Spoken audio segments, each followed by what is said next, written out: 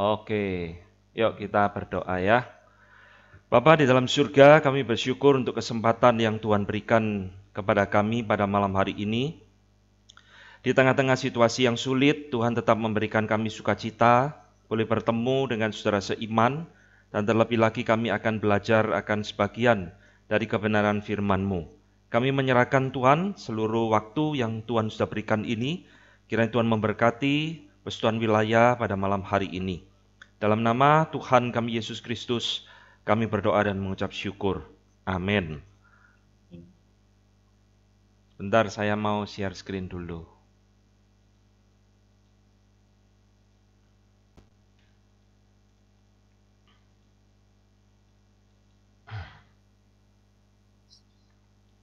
Ya, saudara sekalian, selamat malam ya semuanya. Hari ini saya akan membahas tema dari Institute of Christian Religion ya, yang merupakan rangkaian seri pengajaran dari beberapa seri yang saya berikan di dalam pelayanan saya. Hari ini saya akan membahas tentang Allah Tritunggal, khususnya di dalam pemikiran Bapak Reformator John Calvin. Nah, saudara, kenapa saya memilih tema ini? Seperti yang minggu lalu di dalam persekutuan di wilayah Citraland, saya membahas tema tentang doa arwah. Itu merupakan satu concern yang bersifat kontekstual ya, karena di YouTube beredar begitu banyak ajaran yang keliru. Demikian juga di dalam tema kita pada malam hari ini. Saudara-saudara, di dalam pengamatan saya, tema ini harus perlu diajarkan, ditegaskan kembali di dalam gereja dan persekutuan, karena saya melihat ada 3 macam kesalahan, ya, 3 macam kekeliruan pemikiran tentang Trinitas. Jadi ini satu pengantar terlebih dahulu. Yang pertama, saudara, saya menemukan ada satu kesalahan dari kelompok-kelompok yang saya sebut dengan anti-Trinitarian, yaitu kelompok-kelompok yang dengan jelas dan tegas itu menolak doktrin Trinitas. Masuk di dalam kelompok ini misalkan adalah Arius, ya, Bapak Gereja Arius, kemudian turunannya yaitu Saksi Yehova, Mormon dan sebagainya, termasuk Unitarian dan lain-lain. Itu adalah kelompok-kelompok yang kita sebut dengan anti-Trinitarian. Karena mereka jelas-jelas menolak doktrin Trinitas ini. Nah, yang kedua, saudara sekalian, itu ada kelompok yang saya sebut sebagai false Trinitarian, yaitu adalah kelompok yang menerima doktrin Tritunggal, Trinitas, tetapi salah mengertinya. Jadi masuk di dalam kelompok ini misalkan ada Bapak Gereja Origen. Origen berpikir di dalam kerangka bahwa di dalam Tritunggal, Trinitas itu ada tingkatan-tingkatan. Biasa disebut dengan subordinationist, yaitu Bapak lebih tinggi dari anak, dan anak lebih tinggi dari Roh Kudus dan sebagainya. Ini kelompok-kelompok yang kita sebut dengan Trinitarian yang keliru. Nah, di samping kedua kelompok ini, saudara, kita melihat ada yang saya sebut sebagai silent Trinitarian, yaitu kelompok-kelompok entah termasuk gereja dan sebagainya, hamba Tuhan yang tidak jelas pandangannya tentang doktrin Trinitas. Nah, ini adalah 3 kelompok ya yang saya yakin di dalam setiap zaman itu ada. Dan ini menjadi satu concern bagi kita bahwa sekarang itu ternyata gereja jarang sekali untuk mau mengajarkan dan mengkhotbahkan tentang Trinitas ini. Sehingga banyak jemaat tidak mengerti Trinitas ini dengan benar atau mengertinya dengan salah. Nah, inilah yang menjadi concern kita, bahwa kita harus terus kembali belajar mengingatkan bagaimana kita mengerti Trinitas dengan benar. Jadi saudara, malam ini kita akan belajar dari pemikiran Bapak Reformator John Calvin dari bukunya itu Institutio, bagaimana dia memahami tentang Allah Tritunggal di dalam pemikirannya, dan ini sekaligus menjadi satu kerangka di dalam pemikiran teologi reform yang kita warisi ya. Nah, di dalam institusionya sendiri, saudara, Calvin juga menekankan pentingnya belajar doktrin Trinitas. Mengapa? Nah, dia memberikan satu alasan bahwa ini adalah satu tanda khusus, special mark, untuk membedakan Allah kita dengan para berhala. Jadi kalau kita memahami kalimat ini, berarti di dalam pemikirannya dia, Trinity itu sesuatu yang sangat unik sesuatu yang sangat khas hanya ada di dalam iman Kristen, tidak ada di dalam agama-agama yang lain. Bahkan kalau kita nanti membaca di dalam Herman Bavinck punya buku Reform Dogmatics, Herman Bavinck juga mengatakan bahwa Christianity itu stands or fall with Trinity. Jadi kekristenan itu berdiri atau hancur berdasarkan atau bersama-sama dengan Trinity, ya. Saudara-saudara, ini satu introduksi dari John Calvin untuk mengatakan bahwa pentingnya belajar Trinitas. Nah, dari konsep Trinity yang ada di dalam Alkitab kita ini, saudara, ada beberapa orang-orang yang menyangga bahwa Trinity ini sesuatu yang tidak ada di dalam Alkitab. Tadi saya sudah menyebut kelompok-kelompok anti-Trinitarian. Mereka selalu berpikiran bahwa Trinitas itu tidak ada di dalam Alkitab, bukan ajaran firman Tuhan. Salah satu sebabnya itu adalah karena istilah Trinitas itu tidak pernah muncul di dalam Alkitab kita. Nah, saudara, memang istilah Trinitas tidak pernah ada di dalam Alkitab kita, ya. Termasuk nanti juga kita akan lihat istilah pribadi, person, itu juga tidak ada. Tetapi, saudara, meskipun istilah itu tidak ada, bukan berarti konsep atau pemahaman tentang Trinitas itu tidak ada. Jadi ini dua hal yang berbeda, ya. Kalau kita di dalam berapologetika kita seringkali dijebak seperti itu, bahwa tidak ada istilah itu bukan berarti konsep itu tidak ada. Nah, saudara, maka Calvin mengatakan, meskipun istilah Trinitas itu pribadi itu tidak ada di dalam Alkitab, dia setuju dengan Bapak Gereja Agustinus bahwa kita harus menerima istilah ini, istilah Trinitas dan pribadi. Nah, kenapa kita menerima istilah ini? Ada dua hal, saudara, yang dia ingin sampaikan. Kepentingan dua istilah ini, kenapa kita tetap pertahankan di dalam iman Kristen kita. Yang pertama, dia mengatakan istilah ini itu menolong kita untuk memahami kitab suci sebetulnya.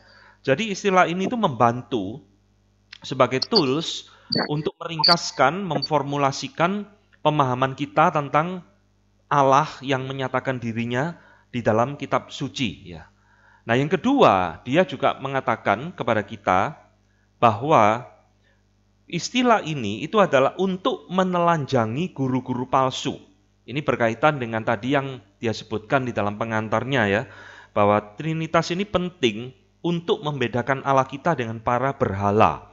Nah, bukan hanya para berhala, tapi juga adalah guru-guru palsu, yang termasuk di dalamnya adalah anti-Trinitarian.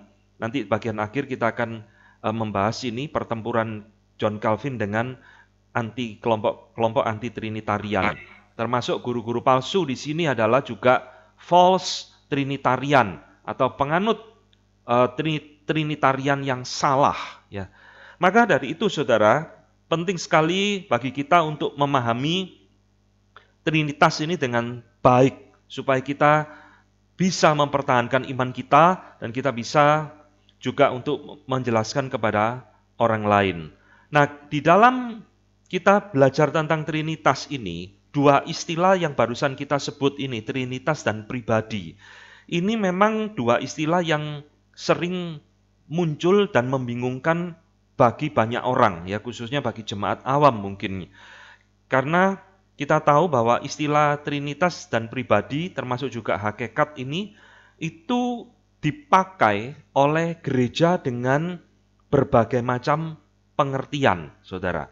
Nah, di dalam bukunya sendiri, buku Institutio maksudnya, Calvin sendiri itu menjelaskan, saudara, beberapa pemakaian istilah hakikat dan pribadi yang dipakai oleh berbagai macam gereja, ya. Nah, dia memberikan beberapa contoh padanan istilah yang dipakai untuk menjelaskan Trinitas. Yang pertama, saudara, pasti ketika kita bicara tentang Trinitas, kita akan berbicara atau menyebut istilah yang namanya essence, atau biasa diterjemahkan menjadi esensi. Nah, esensi ini memiliki padanan istilah lain yang sering dipakai, yaitu substance, atau Indonesianya ya substansi, atau hakikat, bahasa Yunaninya ousia. Nah, ini istilah pertama yang seringkali dipakai. Jadi entah orang itu memakai istilah essence, substans atau ousia, ya. Nah, istilah kedua yang seringkali juga membingungkan itu adalah hipostasis. Hipostasis ini biasa juga orang memakai kata subsistence, atau yang lebih familiar, yang lebih umum, itu orang memakai istilah person, biasa diterjemahkan menjadi pribadi. Nah, saudara, dua istilah inilah yang seringkali membingungkan orang, saudara. Essence dan person, ya, hakikat, esensi, dan pribadi. Maka kita lihat di dalam gereja-gereja barat, yaitu gereja-gereja yang berbahasa Latin, misalnya Bapak Gereja Agustinus, dan lain-lain, itu disebut dengan gereja barat karena menggunakan bahasa Latin, itu menggunakan istilah tentang Trinitas ini satu substansi, 3 person, ya. One substance, 3 persons, istilah yang dipakai, saudara. Tapi saudara lihat, ketika nanti saudara membaca buku-buku dari bapak-bapak gereja yang dari timur, yaitu bapak-bapak gereja yang berbahasa Yunani, masuk di sini itu John Chrysostom, kemudian yang lain-lain, ya, itu menggunakan istilah yang berbeda. One essence, 3 substance. Jadi saudara lihat, di sini itu bisa terjadi semacam cross, ya.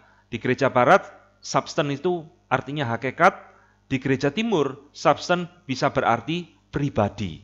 Nah, sekarang kita bagaimana saudara di dalam hal ini? Nah, rupanya di dalam pemikiran Calvin sendiri, di dalam institusio, dia menggunakan berbeda dari gereja barat dan gereja timur. Dia menggunakan istilahnya sendiri, yaitu one essence, 3 subsistence. Ya. Jadi ini satu istilah yang dia pakai ketika dia mengatakan di dalam kutipannya itu, yaitu pribadi aku sebut sebagai subsistence. Ya, jadi dia mengatakan seperti itu, dan dia mengatakan maka kita akan memahami sesuatu yang berbeda dari essence. Jadi dia memakai istilah one essence, 3 subsistence. Nah, saudara sekalian, tentang istilah ini kita tidak usah terlalu sampai mempermasalahkan, ya. Biasanya kita memakai satu istilah, ya, satu hakikat, 3 pribadi, atau satu essence, 3 persons. Itu satu istilah yang lebih umum yang biasa saya pakai di dalam berkhotbah atau di dalam menjelaskan, ya. Nah, poin kita pada malam hari ini ingin menjelaskan bagaimana sih hubungan satu esensi dan 3 pribadi ini di dalam Allah Tritunggal itu. Namun sebelumnya, saudara, sebelum kita membahas tentang hal itu, kita harus tahu, saudara, bahwa istilah Trinitas sendiri yang dipakai di dalam Alkitab sebagai nama Allah, sebagai identitas Allah, Calvin mengingatkan kepada kita satu hal penting, saudara, bahwa sebenarnya istilah Trinitas ini adalah bagian dari accommodation of God. Nah, tentang accommodation of God ini sudah pernah saya bahas di dalam pembahasan tentang Bible and the knowledge of God, ya, di dalam seri-seri sebelumnya. Apa itu accommodation of God? Yaitu satu tindakan Allah ketika Allah itu menyatakan dirinya, memperkenalkan dirinya kepada manusia. Allah itu menyesuaikan dirinya dengan kemampuan kita, dengan kapasitas kita, sehingga kita di dalam keterbatasan kita, di dalam bahkan keberdosaan kita, kita itu bisa mengenal Allah dengan identitas Trinitas ini. Jadi, saudara, Calvin mengutip perkataan dari Agustinus, ya, bahwa sebenarnya Bapa, Anak, dan Roh Kudus itu adalah satu accommodation of God. Satu tindakan Allah menyesuaikan diri dengan kemampuan kita. Dan sehingga dia mengatakan bahwa Allah itu sebenarnya melampaui bahasa manusia. Allah tidak bisa dijangkau oleh nalar manusia yang terbatas. Tetapi ketika Allah menyatakan dirinya, dia memperkenalkan diri sebagai Bapa, Anak, dan Roh Kudus kepada manusia. Ya, jadi inilah yang disebut dengan accommodation. Sama seperti kita kalau kita mengajar sekolah minggu, kita memakai bahasa anak-anak kepada sekolah minggu supaya mereka mengerti akan kebenaran firman Tuhan. Jadi Calvin sangat menekankan saudara bahwa seluruh isi Alkitab kita itu adalah accommodation of God. Kalau Allah tidak merendahkan diri, tidak membatasi dirinya dengan bahasa yang bisa dimengerti oleh kita, kita selamanya tidak mungkin bisa mengenal Allah. Jadi ketika kita sekarang mengerti ternyata Trinitas adalah accommodation of God, kita harus mulai sadar di balik Trinitas ini begitu banyak misteri yang tidak Tuhan nyatakan kepada kita. Jadi jangan berpikir setelah kita mengikuti pembinaan ini kita akan tuntas mengerti Allah. Tidak mungkin, saudara. Kita hanya bisa mengerti Allah sebatas yang Allah nyatakan kepada kita. Ya. Jadi siapakah Allah yang menyatakan diri di dalam Alkitab? Siapakah Bapa, Anak, dan Roh Kudus itu? Nah saudara, ketika kita berbicara tentang Trinitas, kita harus ingat satu hal. Sesuai namanya Trinitas atau Tritunggal, keesaan di dalam ketigaan. Maka di dalam Trinitas itu selalu ada unity dan diversity pada saat yang sama. Nah inilah keunikan dari Allah Tritunggal yang seringkali membingungkan orang, bahkan ditolak oleh banyak orang karena tidak bisa memahami. Ketika kita berbicara tentang unity, kesatuan di dalam Trinitas itu, sebenarnya kita berbicara tentang esensi. Kita bicara tentang essence atau ousia, hakikat daripada Allah itu sendiri. Jadi di dalam hal essence, di situ ada unity. Anak, Bapa, dan Roh Kudus di dalam hal ini sama, yaitu esensinya sama, hakikatnya sama, adalah Allah yang satu itu. Tetapi ketika kita berbicara tentang diversity, perbedaan, kita berbicara diversity in persons, perbedaan di dalam pribadinya, saudara. Nah inilah yang ada di dalam sebutan Bapa, Anak, dan Roh Kudus. Jadi Calvin mengatakan bahwa istilah Bapa, Anak, dan Roh Kudus itu menunjukkan perbedaan di dalam pribadi dari satu Allah yang sama itu. Satu hakikat yang sama itu memiliki tiga pribadi yang berbeda, menyatakan diri di dalam tiga pribadi yang berbeda itu. Ya, jadi saudara, ini sesuatu yang nyata di dalam Alkitab kita, bahwa ketika Allah yang satu itu sekaligus adalah Allah yang memiliki tiga pribadi. Dari mana kita tahu, saudara, Allah memiliki tiga pribadi ini? Paling tidak, saudara, di dalam diri Tuhan Yesus sendiri, berulang kali Tuhan Yesus menyatakan bahwa dia berbeda dengan Bapa. Ya. Nah, di dalam Yohanes 5 ayat 32 dan 8 ayat 16, Tuhan Yesus di sana membedakan dengan Bapa. Ini bicara tentang pribadinya. Tuhan Yesus juga membedakan dirinya dengan Roh Kudus. Ini di dalam pengajaran Tuhan Yesus tentang Roh Kudus yang terkenal ya di dalam Yohanes 14 dan Yohanes 15. Aku akan mengutus kepadamu penolong yang lain. Berarti itu berbeda dengan dirinya. Tetapi saudara, kita mesti ingat Tuhan Yesus di dalam masa inkarnasinya, dia bukan hanya berbicara tentang pembedaan diri dengan Bapa, tetapi ada ayat-ayat tertentu yang juga dia mengatakan, aku dan Bapa adalah satu. Ini menunjukkan kepada hakikatnya, bukan kepada pribadinya. Satu hakikat, tetapi berbeda pribadinya. Nah, kalau kita sudah bisa memahami ini, saudara, kita membaca Alkitab tidak bingung lagi. Nah, orang yang tidak bisa mengerti perbedaan antara hakikat dan pribadi, ketika membaca ayat-ayat ini, pasti akan kebingungan. Ini kok Tuhan Yesus kadang-kadang membedakan diri dengan Bapa, kadang-kadang dia menyamakan diri dengan Bapa, yang benar yang mana? Ya dua-duanya benar, tergantung itu di dalam konteks hakikat atau di dalam konteks person, pribadinya. Ya.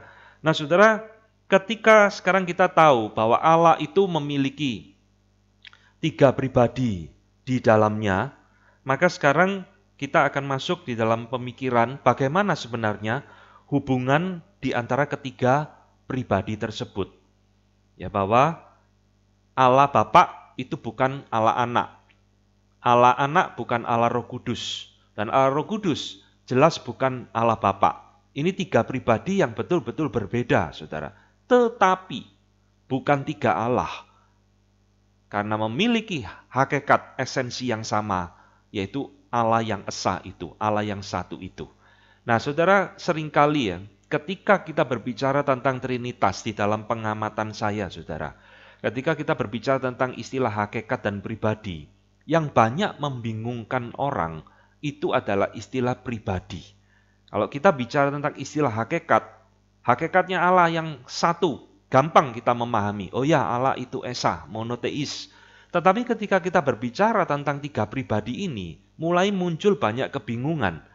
Loh, bagaimana hubungan ketiga pribadi ini? Dan bagaimana ketiga pribadi ini hubungannya dengan hakikat tersebut? Nah, disinilah saudara, Calvin mengutip pemikiran Bapak Gereja Agustinus. Jadi, teologi reform dalam Trinitariannya itu menganut garis daripada pemikiran Bapak Gereja Agustinus. Jadi saudara, kenapa sih kita itu menyebut Bapa, menyebut Anak, dan menyebut Roh Kudus? Nah, Agustinus di dalam penjelasannya itu memberikan penjabaran seperti ini, saudara. Bapa disebut Bapa, ya, yang saya garis bawahi ini di sini. Bapa disebut Bapa itu di dalam hubungannya dengan Anak, saudara. Bukan di dalam hubungannya dengan Roh Kudus. Anak disebut anak karena di dalam relasinya dengan Bapa. Maka Agustinus mengatakan, karena ia bukan anak. Ini kok Bapak ya, dia disebut Bapak karena ia bukan anak. Dia disebut anak dalam hubungannya Bapak karena ia bukan Bapak. Nah, saudara, sampai di sini, coba saudara cerna baik-baik ya. Selama ini kita berpuluh-puluh tahun mungkin menjadi orang Kristen. Kita seringkali sudah familiar dengan istilah Bapa, Anak, dan Roh Kudus. Tapi pernahkah kita itu memikirkan dengan sungguh-sungguh ya, bergumul. Ya, kenapa ya kok disebut Bapa? Kenapa disebut Anak? Kenapa disebut dengan Roh Kudus? Nah, kenapa kok nggak disebut dengan yang lain? Nah, saudara, hari ini kita harus mulai sadar sebutan-sebutan ini di dalam akomodasi Allah kepada kita itu bukan kebetulan, saudara. Allah bukan ngawur-ngawuran, ya, bukan asal-asalan menyebut dirinya Bapa, Anak, dan Roh Kudus. Tetapi Allah itu ingin menyatakan sesuatu yang unik di dalam relasi ketiga pribadi di dalam keesaan Allah ini, saudara. Bapa disebut Bapa di dalam relasinya dengan Anak, Anak disebut Anak di dalam relasinya dengan Bapa. Ini relasi yang tidak bisa digantikan dengan sebutan yang lain dan tidak bisa ditukar dengan Roh Kudus. Nanti Roh Kudus ada sebutan yang lain, urusannya lain, saudara. Nah, ini contoh ya. Agustinus menjelaskan keunikan relasi antara Bapa dan Anak. Nah, demikian juga, saudara. Dengan Roh Kudus nanti kita lihat, maka ketika kita tahu bahwa sebutan Bapa, Anak, dan Roh Kudus ini itu sama sekali tidak ada hubungannya dengan ordo atau tingkatan-tingkatan di dalam pribadi masing-masing tersebut. Nah, ini kesalahan fatal dari kelompok-kelompok false Trinitarian yang tadi saya katakan, yang menganut kepada subordination, yaitu ada tingkat-tingkatan di dalam Allah Tritunggal, termasuk kelompok anti-Trinitarian seringkali juga berkata seperti itu. Bahwa seperti misalkan saksi Yehova mengajarkan anak itu derajatnya lebih rendah dari Bapak. Bapak derajatnya lebih tinggi dari anak. Dan Roh Kudus itu bukan pribadi dan sebagainya. Nah, saudara, kenapa mereka bisa jatuh kepada kesalahan-kesalahan seperti ini? Karena mereka terjebak kepada istilah Bapak dan Anak. Dan juga Roh Kudus. Ya memang saudara, di dalam konteks manusia ya, orang tua kita itu bagaimanapun juga secara urdo lebih tinggi dari kita. Nah, kita lebih tinggi urdonya dari anak kita. Tetapi ketika Allah menyatakan diri dengan sebutan Bapa, Anak, dan Roh Kudus ini bukan bicara tentang ordo, saudara. Tapi ini bicara tentang relasi masing-masing pribadi di antara ketiga pribadi tersebut. Dan ini tidak bisa ditukar-tukar. Misalnya ya saudara, ini memang analogi yang tidak sempurna. Kita dengan suami kita atau dengan istri kita, itu ada satu relasi yang tidak bisa ditukar, saudara. Anak kita itu tidak bisa memanggil papanya dengan sebutan istrinya, tidak boleh, dan sebagainya. Atau bapak memanggil anaknya dengan sebutan istriku, dan lain-lain. Tidak bisa. Ini satu relasi yang unik, yang tidak bisa digantikan oleh apapun. Nah, demikian pula di dalam relasi masing-masing ketiga pribadi ini, itu satu relasi yang unik, dan ini tidak bisa ditukar-tukar. Oh, kita sebut saja pribadi kedua itu Roh Kudus, anak kita ganti jadi pribadi ketiga. Tidak bisa, saudara. Itu bukan keinginan Tuhan dan itu bukan identitas Tuhan. Nah, kita harus belajar menerima dari Alkitab, inilah Allah menyatakan diri kepada kita dengan sebutan atau dengan identitas seperti ini, ya. Jadi kita harus mulai memahami bahwa ketiga nama pribadi ini itu bersangkut paut di dalam hal relasi, bukan ordo, bukan masalah hakikat. Di antara hakikat ketiga pribadi ini, ketiganya adalah sederajat, setara, sama-sama mulia, sama-sama Allah yang kekal dan sebagainya. Tetapi di dalam relasi ketiganya ini dibedakan satu dengan yang lain dengan sebutan Bapa, Anak, dan Roh Kudus. Nah, sekarang ada hal yang lebih membingungkan dari istilah pribadi ini, ya. Saya menyebut dengan istilah kekekalan esensi dan permulaan pribadi. Saudara-saudara, dua istilah ini ya, kekekalan esensi dan permulaan pribadi ini harus kita mengerti baik-baik supaya kita tidak dibingungkan dengan pemikiran esensi atau hakikat dengan pribadi. Saudara-saudara, kita tahu, barusan saya mengatakan, bahwa kita ini memiliki Allah yang esa, satu, tetapi memiliki tiga pribadi, Bapa, Anak, dan Roh Kudus. Ketiga-tiganya memiliki hakikat yang sama-sama kekal di dalam hal esensi. Ini, ya, di dalam esensi kekal. Tidak ada yang lebih dulu mana. Oh, Bapak lebih dulu, lalu anak kedua. Nah, itu saksi Yehova nanti. Yesus ciptaan Bapak. Tidak. Iman Kristen yang benar itu percaya ketiganya adalah secara esensi, hakikat, sama-sama dari kekal sampai kekal. Nah, ini saudara yang membingungkan sedikit. Sekarang kita mulai nyoroti masalah pribadi. Kalau di dalam hal esensi atau hakikat, ketiganya itu sama-sama kekal. Di dalam hal masalah person, pribadi, di sini muncul istilah ada awalnya, ada permulaannya. Nah, ini saudara yang sedikit membingungkan bagi banyak orang. Sekarang saya akan menjelaskan ya, di dalam pemikiran baik Agustinus maupun Bapak Reformator John Calvin. Saudara Calvin mengatakan di dalam salah satu kalimat di dalam institusionya, memang secara kekekalan Allah, ya, Anak, oleh karena ia adalah Allah, ia ada pada dirinya sendiri. Nih ya, bahwa Sang Anak karena ia adalah Allah, ia ada pada dirinya sendiri. Atau istilah lainnya autotheos, dia tidak bergantung kepada siapapun. Allah Anak adalah Allah pada dirinya sendiri. Dia sama-sama kekal dengan Bapa. Dia tidak lebih rendah, tidak lebih terakhir dari Bapa. Tapi saudara, nah ini perhatikan yang saya garis bawahi. Tidak demikian dengan pribadinya. Nah, saudara, saya akan slow down sedikit supaya saudara bisa mencerna. Di dalam hakikatnya, Anak tidak lebih akhir, ya, tidak lebih later daripada Father. Tetapi di dalam pribadinya, saudara, pribadi anak ini ada atau berasal dari Bapa. Ini.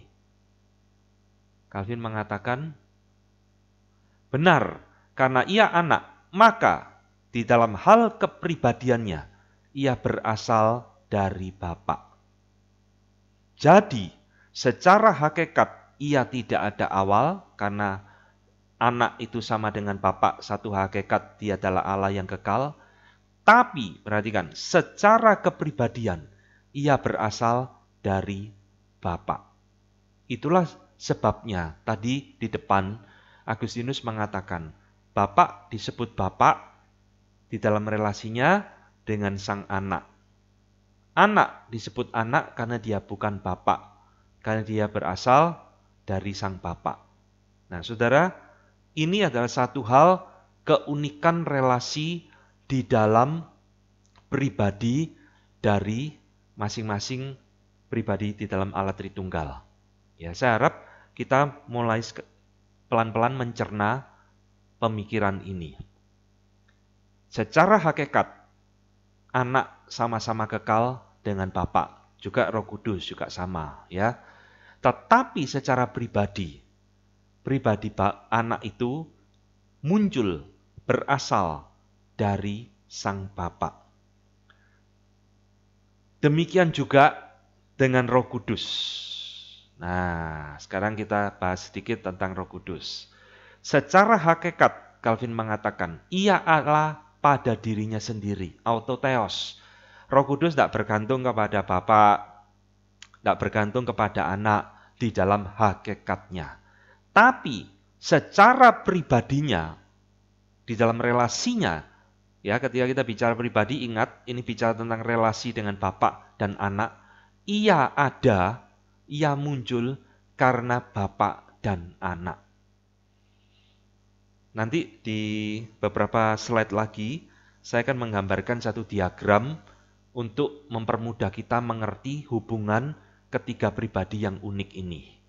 Jadi sekarang saudara mulai mengerti ya, pribadi anak berasal dari Bapa.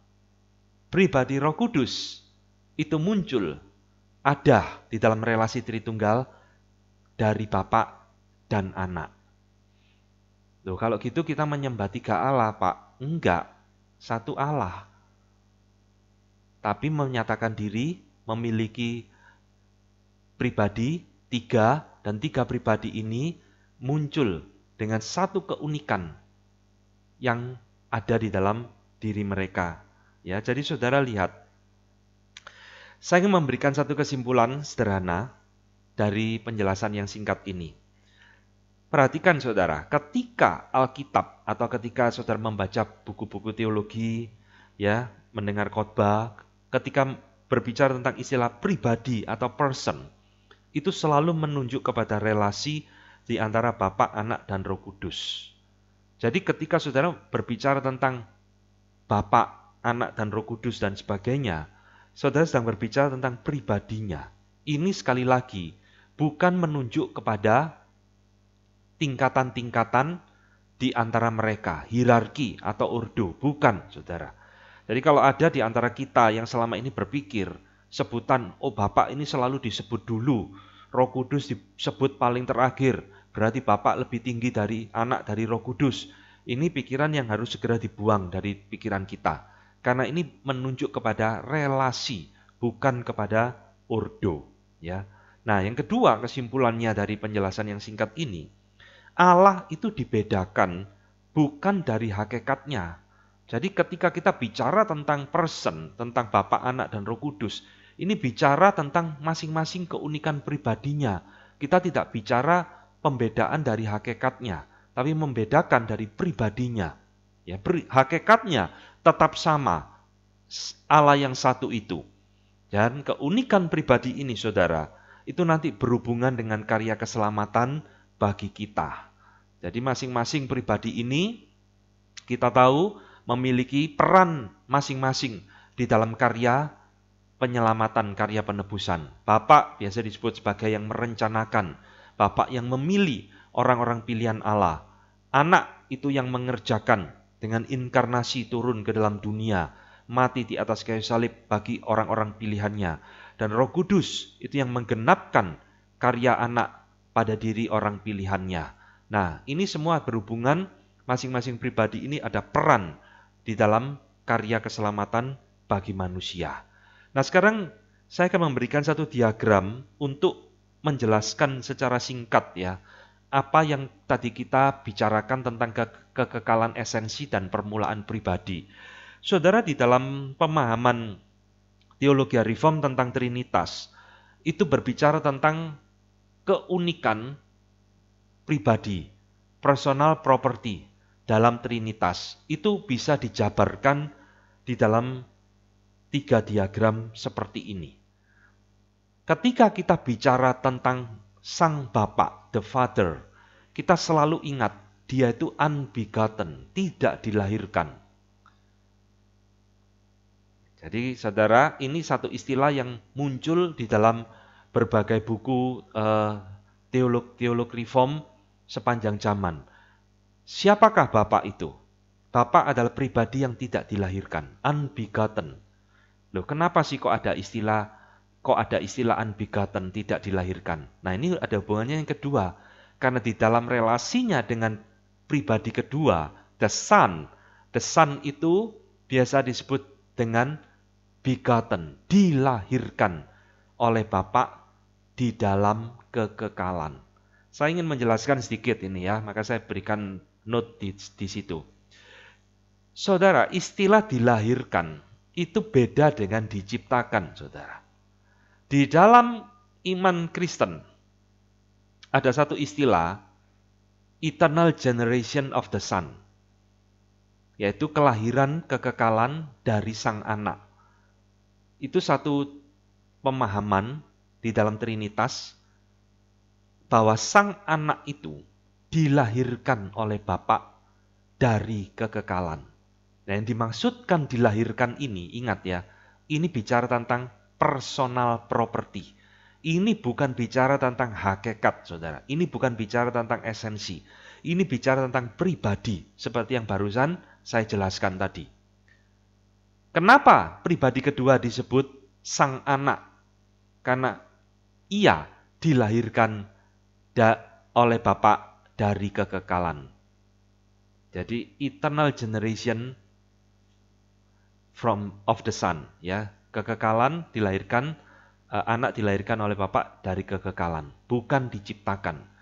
Saudara ingat di dalam pengakuan iman Nisea, selalu kalau kita membaca, ketika berbicara tentang Kristus kan dikatakan seperti itu. Ia adalah Allah, terang dari segala terang, dilahirkan, bukan diciptakan. Nah, yaitu, saudara. Saudara sekarang mulai jelas. Di dalam relasi yang unik antara Bapak dan anak, itu selalu pakai istilah unbegotten dengan begotten. Karena ini dua istilah yang unik milik relasi antara sang Bapak dengan sang anak. Ya. Kenapa anak? Karena dia dilahirkan. Nah, saudara perhatikan, saudara. Lalu bagaimana dengan Spirit, Holy Spirit, Roh Kudus? Disebut bukan begotten. Roh Kudus tidak pernah dilahirkan oleh Bapa. Roh Kudus juga tidak pernah dilahirkan oleh anak. Tetapi para teolog reform menggunakan istilah spiration, yaitu disebut Roh Kudus keluar dari Bapa dan anak. Nah, sekarang kita harus hati-hati lagi.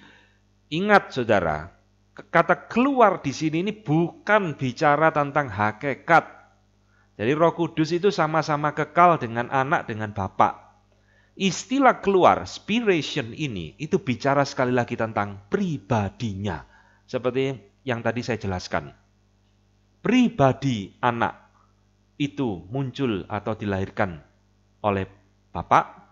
Pribadi Roh Kudus itu keluar dari Bapa dan anak. Nah, inilah saudara yang disebut tadi dengan kekekalan esensi. Secara hakikat, ketiganya itu sama-sama kekal. Tetapi di dalam hal bicara tentang person atau pribadinya, di situ ada permulaannya. Tapi permulaan ini, saudara, Jangan dianggap, oh kalau gitu dulu berarti anak enggak ada permulaannya. Bukan. Ini semua terjadi di dalam kekekalan. Di dalam relasi yang unik di antara ketiga pribadi tersebut. Di luar waktu, di luar ciptaan, di luar segala sesuatunya. Nah, saya harap ya sampai di sini kita mulai mengerti lebih dalam tentang begitu hubungan antara pribadi masing-masing di dalam Allah Tritunggal. Ya. Jadi Bapa unbegotten, the Son itu disebut begotten, dilahirkan. Roh Kudus disebut sebagai spiration, keluar dari Bapa dan Anak. Maka di dalam Allah Tritunggal, Trinitas yang kita percayai, ketiganya ini adalah satu Allah yang memiliki hakikat yang sama. Pribadinya saja yang berbeda. Maka Calvin bukan hanya berbicara tentang personal property di dalam Trinitas, di dalam bukunya dia juga menjelaskan tentang keilahian dari Kristus. Saudara-saudara, Kristus di dalam hakikatnya, dia adalah sama dengan Bapa, yaitu ilahi, Allah. Dan dia memberikan beberapa argumen. Mengapa Kristus tetap Allah, meskipun secara pribadi, anak, dia muncul dari Bapa. Yang pertama, begitu banyak ayat-ayat yang menyatakan kesetaraan Yesus dengan Bapa atau dengan Allah. Ya, Yohanes 5 ayat 17, aku dan Bapa bekerja hingga hari ini. Ya, Yohanes 1, anak itu adalah Allah itu sendiri. Ini logos ya, satu ayat yang sangat terkenal. Kemudian yang kedua, dia juga mengatakan keilahian Kristus itu sudah dinyatakan di dalam PL, yaitu Allah yang perkasa. Yesus adalah Yehova. Yesus menghapus dosa. Di dalam PL, Yesus meskipun bayang-bayang, tetapi dia sudah dinyatakan dengan cukup jelas akan keilahiannya. Ketiga, saudara, Yesus menampakkan diri sebagai malaikat Tuhan, atau istilah yang kita kenal teofani. Nah, saudara perhatikan ya, di dalam Alkitab Perjanjian Lama, setiap muncul malaikat Tuhan ditulis dengan huruf besar seperti ini bukan sembarangan malaikat. Ini biasa disebut dengan Malach Yahweh, malaikat Tuhan. Jadi LAI kita atau bahasa Inggris kita itu bukan salah ngetik, M-nya besar, T-nya besar. Itu adalah teofani. Ya, theos berarti Allah. Fani itu epifani, penampakan Allah yang kita percaya itu adalah Yesus Kristus di dalam Perjanjian Lama. Nah, ini muncul di dalam berbagai banyak hal, saudara. Nanti saudara baca ayat-ayat ini. Kenapa para pentafsir mengatakan malaikat Tuhan ini adalah Allah sendiri, Kristus sendiri. Nanti kalau saudara membaca ayat-ayat ini, saudara baru mengerti ya. Termasuk orang tuanya Samson mengatakan, celakalah kita telah melihat Allah. Baru sadar melihat Allah. Ya, termasuk adalah semak belukar yang tidak terbakar, yang menampakkan diri kepada Musa. Itu bagian dari teofani dan sebagainya. Jadi ini yang ketiga. Yang keempat, Calvin mengatakan, Kristus adalah Allah, sebab keilahian Kristus itu dibuktikan oleh pengajaran para rasul. Nah, saudara, Paulus mengutip Yesaya pasal 8 dan sebagainya, ya, termasuk mengutip Mazmur dan lain-lain. Jadi ini ada satu kesinambungan antara PL dan PB, bahwa para rasul sendiri mempertegas, meneguhkan pengajaran PL akan keilahian Kristus di dalam Perjanjian Lama. Dan yang kelima, saudara, keilahian Kristus dinyatakan melalui mujizat-mujizat yang dibuatnya. Ya, ini ayat-ayatnya tidak kita baca. Nah, demikian juga selain berbicara tentang keilahian Kristus, supaya kita tidak salah mengerti tentang diagram tadi seolah-olah Roh Kudus itu lebih rendah dari Anak dan Bapa, Calvin juga menjelaskan akan tentang keilahian Roh Kudus. Nah, ini muncul di dalam berbagai ayat yang dia paparkan Nanti saudara bisa baca sendiri isinya, bahwa Anak dan Roh Kudus itu adalah sama-sama Allah, ya, hakikatnya sama, memiliki sifat ilahi di dalam pribadinya. Jadi bukan lebih rendah atau kalah derajatnya dari Bapa. Nah, ini saudara penjelasan singkat ya dari Calvin tentang hubungan pribadi dan hakikat.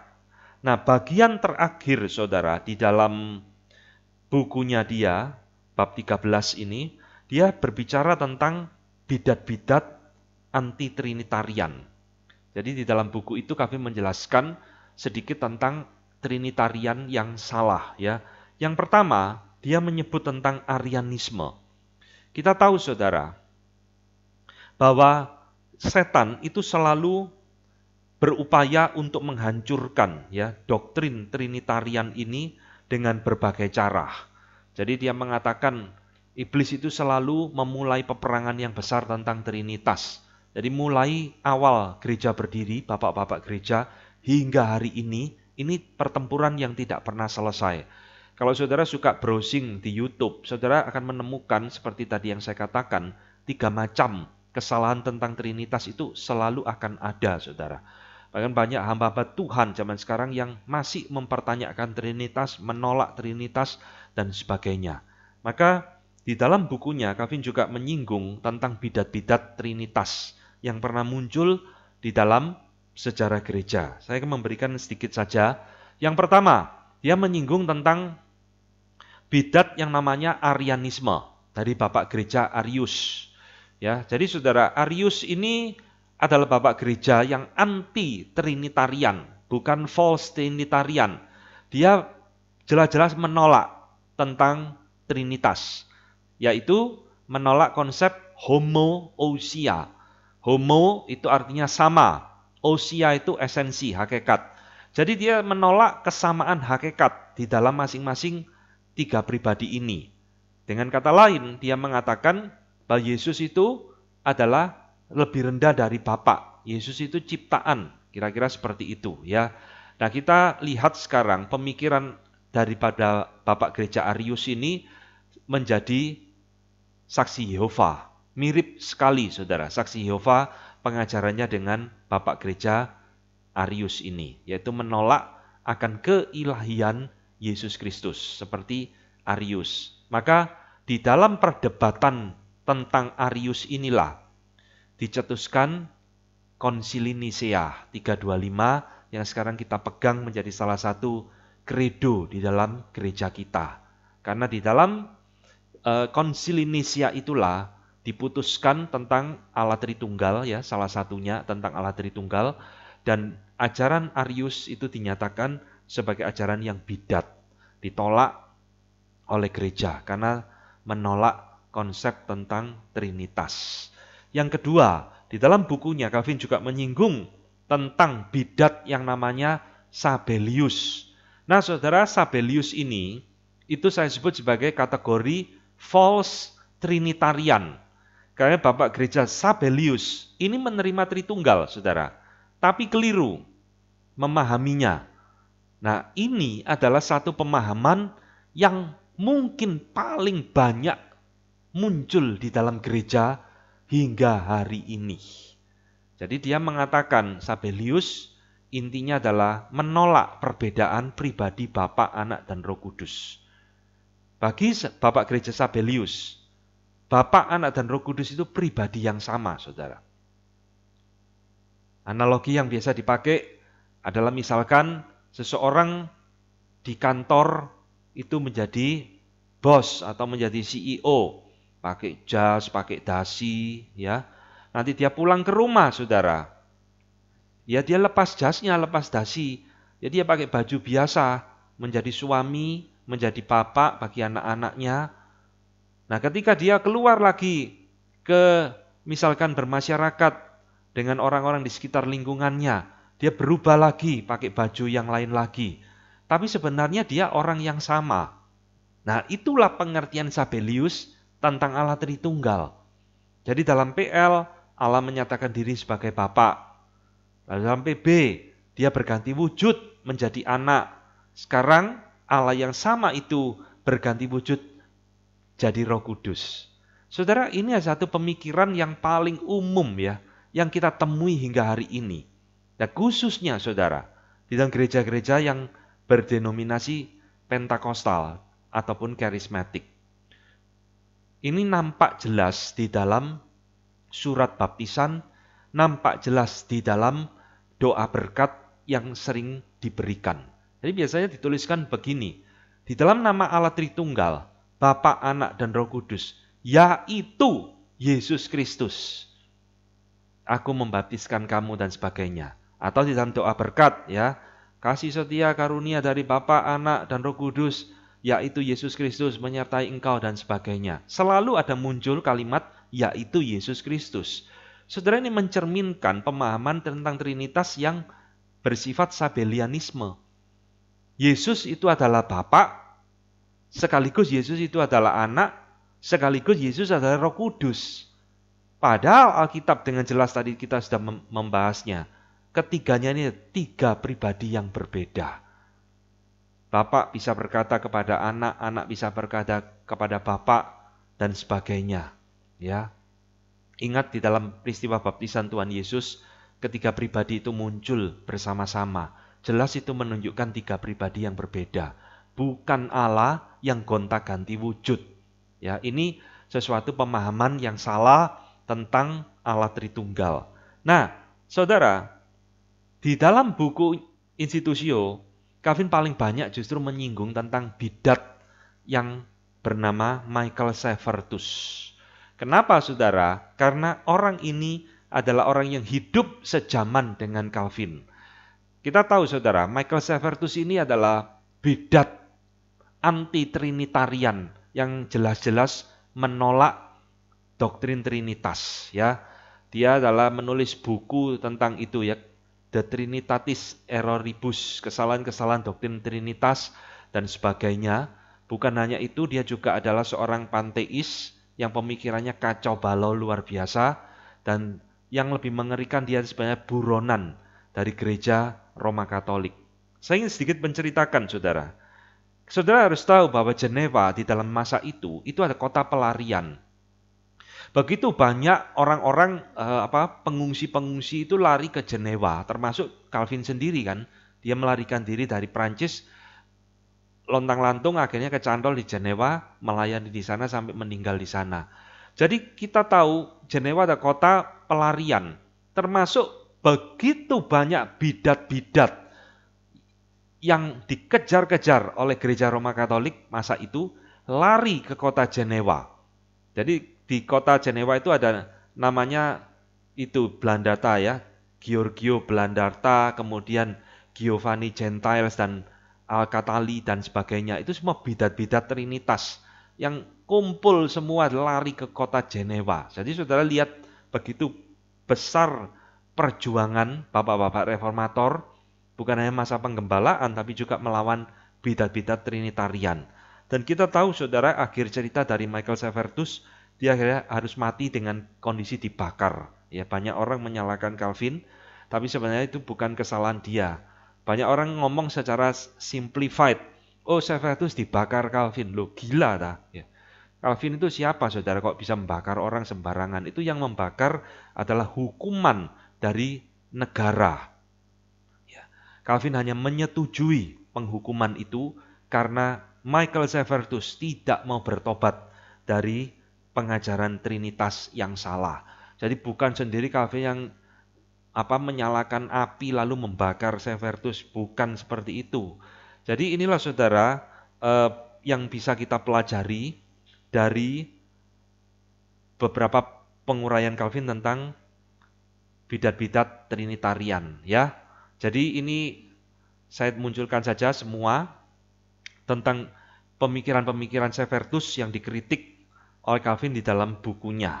Jadi ini kesalahan-kesalahan, dia menolak keilahian Kristus, menolak dua natur Kristus, dan lain-lain. Bahkan dikatakan itu adalah ajaran setan dan lain-lain. Ya. Nah, ini saudara yang bisa saya sampaikan tentang secara singkat ya tentang pengajaran atau pemikiran Bapak Reformator John Calvin tentang Allah Tritunggal di dalam bukunya, dan ini kiranya boleh memberikan satu pencerahan kepada kita supaya kita boleh semakin mengerti tentang Trinitas yang benar dan kita tidak lagi dibingungkan dengan berbagai macam ajaran tentang Trinitas yang muncul khususnya beberapa waktu belakangan ini di YouTube. Saya kembalikan waktunya ke Pak Alan.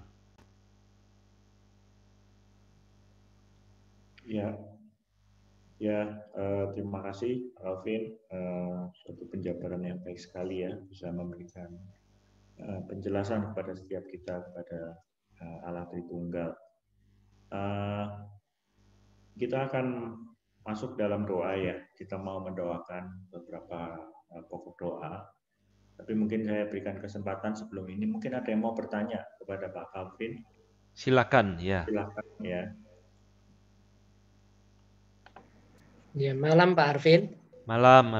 Ya, Pak, saya ada ganjelan sedikit. Itu saya paling bingung itu waktu pembacaan Alkitab yang pada saat Tuhan Yesus di Taman Getsemani, ya yang sebelum disalibkan itu, ya yang berdoa sampai 3 kali ya kepada Bapa. Itu kenapa ya Pak? Maksudnya kan Allah Tritunggal adalah satu. Pribadinya kan mungkin yaitu yang tadi Bapak bilang berbeda tapi hakikatnya satu. Tapi kenapa Pak? Kayak doanya itu seolah-olah wah betul-betul kayak ada permohonan pertolongan gitu Pak. Iya. Saya masih bingung. Iya, kita harus melihat itu peristiwa itu di dalam sisi kemanusiaan Kristus ya. Kita tahu bahwa di dalam inkarnasinya kan Kristus ditambahkan natur manusia yang sama seperti kita, bisa mengalami ketakutan, bahkan mengalami kematian di atas kayu salib. Jadi di dalam Taman Getsemani itu sesuatu yang sangat manusiawi sekali. Kristus mengalami satu kegentaran karena sebentar lagi dia harus mengalami keterpisahan dengan Bapa di atas kayu salib ya. Jadi itu sesuatu yang nyata. Nah, inilah saudara ya, musuh-musuh daripada Calvin di dalam institusio itu juga mempertanyakan hal yang sama. Artinya begini, mereka menolak akan sisi kemanusiaan Kristus itu, sehingga seolah-olah apa yang dicatat di dalam Alkitab itu bukan sesuatu yang real, sesuatu yang palsu itu menurut mereka. Nah, Calvin mengatakan tidak, itu sesuatu yang nyata. Di dalam kemanusiaannya, Kristus bisa mengalami fear, ya, mengalami ketakutan, kegentaran untuk menghadapi salib. Maka sampai dia berkatakan seperti itu, kalau mungkin lalukanlah cawan ini daripadaku. Penjelasannya seperti itu. Ya, makasih Pak Arvin. Ya, sama-sama. Silakan kalau ada yang lain yang mau ditanyakan.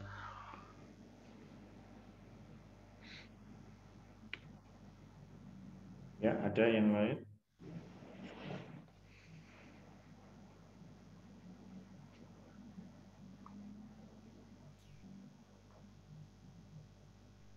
Ya, mungkin ini Pak Calvin, saya ada pertanyaan sedikit ya. Kalau mau menjelaskan tentang Allah Tritunggal kepada orang lain ya, terutama yang mungkin belum Kristen atau Kristen yang masih baru, kan selalu kesulitan ya Pak ya.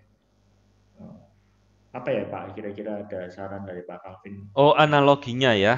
Analogi yang terbaik gitu, meskipun tidak pernah ada yang baik gitu ya. Ya, memang agak sulit menjelaskan analogi tentang Tritunggal. Calvin sendiri dalam bukunya, dia mengatakan dengan terpaksa, ya meskipun dia tidak suka, dia menjelaskan itu seperti body ya, body and soul, apa itu tubuh dan jiwa. Di dalam diri manusia itu ada tubuh dan jiwa, itu dua hal yang bisa dibedakan kan, tubuh dan jiwa, tetapi menjadi satu hakikat, yaitu kita manusia gitu. Nah itu penjelasannya dia, analoginya dia seperti itu, walaupun itu tidak sempurna. Agustinus juga memakai sesuatu yang mirip, yaitu rasio intelek dan memori di dalam diri manusia. Itu juga sesuatu analogi yang jauh dari sempurna sebenarnya. Dan memang Tritunggal ini melampaui nalar manusia sehingga sebenarnya tidak ada analogi yang bisa betul-betul 100% mewakilinya ya. Ada berbagai macam, ada yang ngomong matahari, panasnya, sinarnya dan sebagainya. Nah, itu semua satu analogi-analogi yang biasa dipakai tetapi tidak mungkin bisa sempurna menjelaskan tentang Tritunggal, Pak Alan. Oke. Yang menurut Pak Calvin yang paling ini yang dari Calvin itu ya Pak ya, body and soul itu mungkin yang paling itu menurut saya juga tidak terlalu akurat ya, tidak terlalu akurat. Biasanya memang saya kalau menjelaskan ya beberapa analogi. Ya, kembali ke Alkitab. Saya lebih cenderung seperti itu karena nanti kalau pakai analogi-analogi takutnya orang malah bingung untuk memahami gitu. Jadi saya biasa langsung menjelaskan secara biblika saja tentang Allah Tritunggal seperti itu. Ya. Oke. Ada lagi mungkin yang rekan-rekan mau bertanya? Ya, nggak ada ya. Kalau nggak ada, kita akan berdoa. Mungkin juga ada titipan doa atau